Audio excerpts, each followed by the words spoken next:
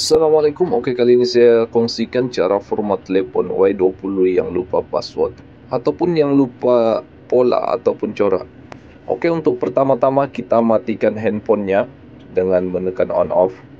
Kemudian tekan tombol volume atas dengan on off serentak ya, sehingga muncul logo seperti ini.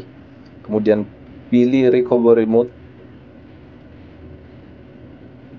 Kita biar hingga handphone. Bila muncul seperti ini, kita pilih clear data.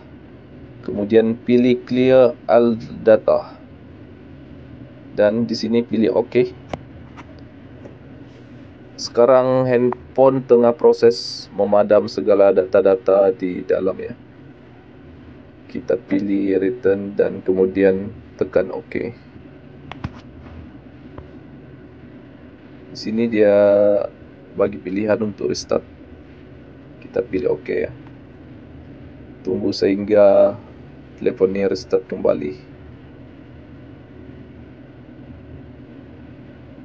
Oke, bila sudah restart, di sini kita boleh pilih bahasa.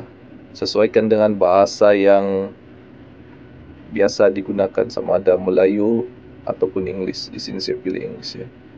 Dan kita pilih setuju untuk semua ini.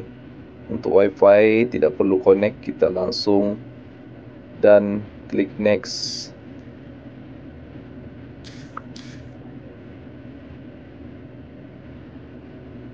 Okey, sudah hampir selesai. Untuk pilihan ini kita skip semuanya ya. Okey, sudah selesai untuk format telefon Y20. Ini yang cara mudah ya. Okey, sekian saja perkongsian untuk kali ini. Sampai berjumpa di video selanjutnya. Assalamualaikum.